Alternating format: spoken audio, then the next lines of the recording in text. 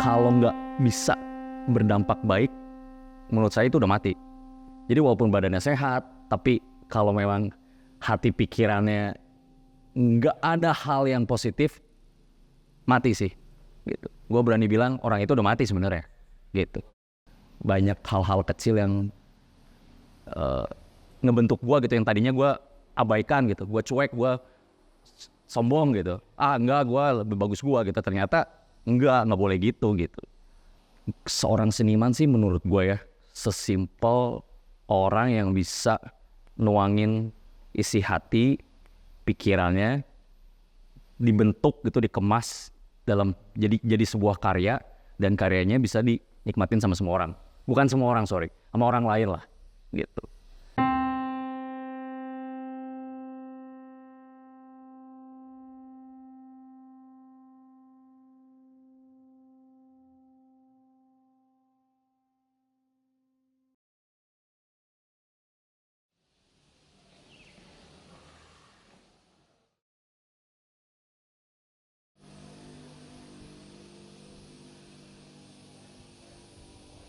Saya awalnya memang dari keluarga yang kayak bokap gue arsitek, terus kakek gue juga pelukis gitu. Tapi ya pelukisnya bisa dibilang lebih ke hobi sih kalau kakek.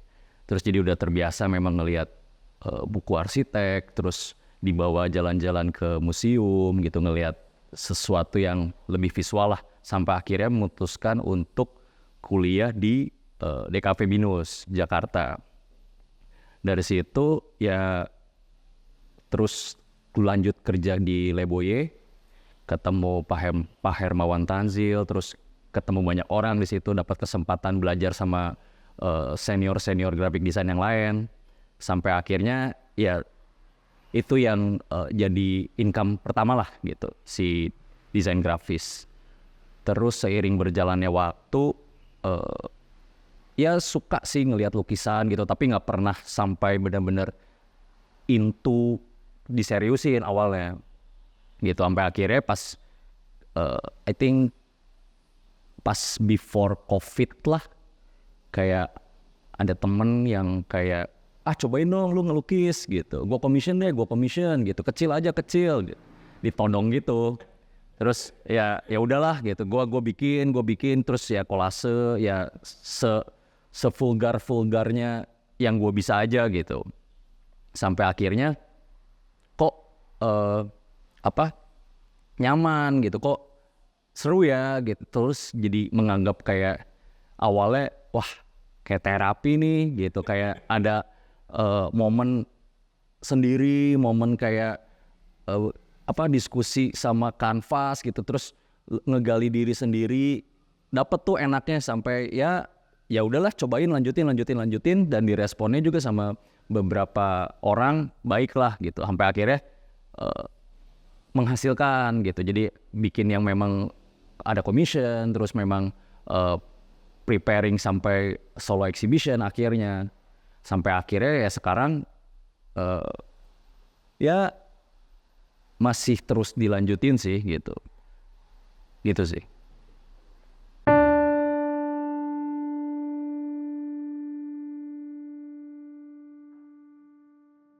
Wah, banyak banget justru ya, kayak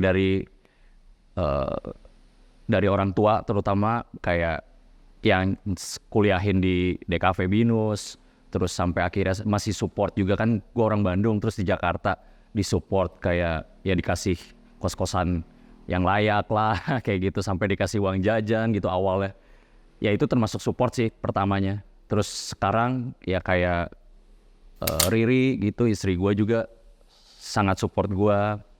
Terus dari lingkungan, dari teman, ya ada terutama ya kayak Adril gitu, terus ada Kotedi Lazuardi, bahkan sampai pas gue kerja di Leboye gitu Pak Hermawan Tazil, terus ada senior gue kayak Radinal Indra, terus Agra,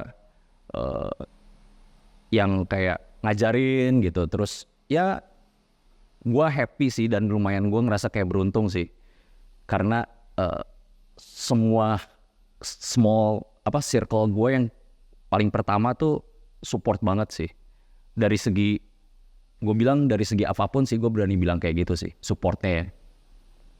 Jadi ya mempermudah gue untuk terus ngelanjutin apa yang gue kerjain sekarang sih terutama.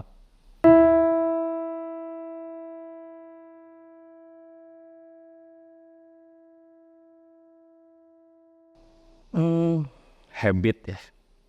Dulu gue tuh sangat egois gitu, individualistis lah gitu.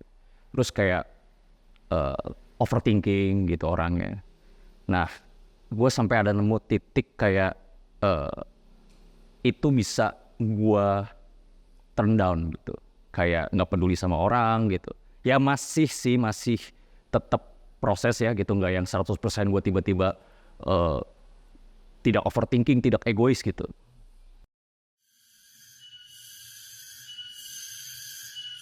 Lebih menghargai orang lain sih.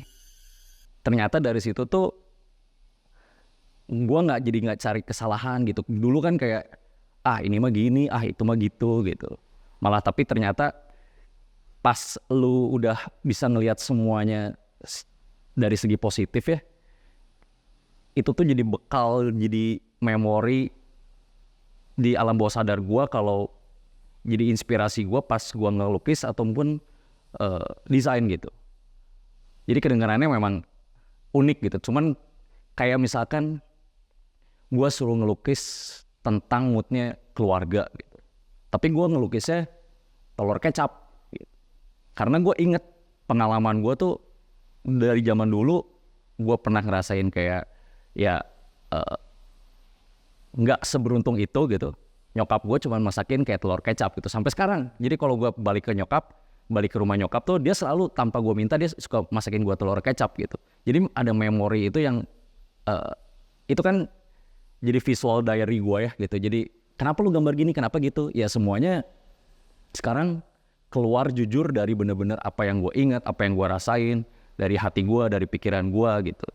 Jadi ya, dan dari situnya dikemasnya, grafik desainnya udah kayak di luar kepala sih, secara komposisi, secara warna, secara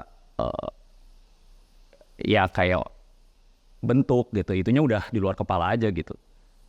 Jadinya gue bisa bilang yang gue tinggalin adalah ya gue dulu kayak percaya gue bisa sendiri.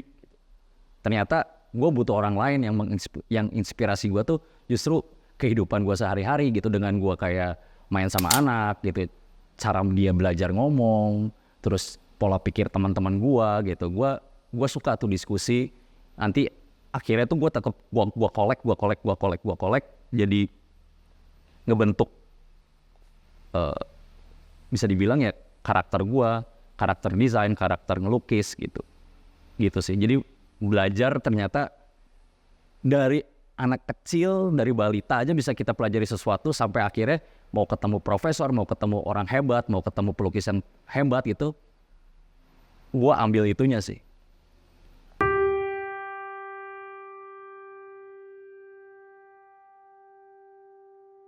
Wah, kalau mimpi sih, ya gue mikirnya kalau mimpi kan ekspektasi ya gitu. Sedangkan kalau makin tinggi ekspektasinya terus nggak kejadian, bisa jadi beban pikiran gitu. Jadi kalau dibilang udah mencapai mimpi ya pasti belum gitu. Cuman ya gue malah kayak kadang malah mimpinya tuh gue mencari mimpi baru terus gitu.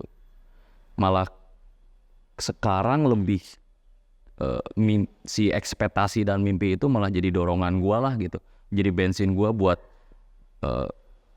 lebih nge-push gue untuk karir gue dan segala macam gitu. Tapi ya tetap nomor satunya nggak ngorbanin realita yang sekarang gitu, kayak keluarga gitu kan, anak istri terutama gitu. Gue nggak mau kayak ngejar mimpi malah jadi ngorbanin mereka gitu. Tetap mimpi mah harus ada sih, kayak target atau misalkan malah yang jadi nge-push gue itulah, jadi gak boleh malas, harus disiplin, bikin gue semangat gitu. Tapi ya makin kesini kan berubah tuh. Dari belum punya keluarga, dari sekarang udah punya keluarga, saat berkeluarga seperti apa. Nanti kalau misalkan anak gue udah gede, mungkin mimpinya bakal berubah lagi gitu. Mungkin mimpinya udah gak mikirin tentang diri gue gitu, mungkin tentang anak gue gitu. Jadi ya menurut gue mimpi gue berubah-berubah sih gitu. Selalu ada yang baru dan ya udah bisa kayak milah-milah gitu. Oh mimpi ini kayaknya nggak dulu gitu. Gue cari mimpi yang baru gitu. Dan prosesnya tetap harus ngutamain realita gitu. Yang buat gue keluarga, iya, yes gitu. Nggak bisa kayak jadi ngorbanin segala gitu. Itu mah bodoh, iya, egois.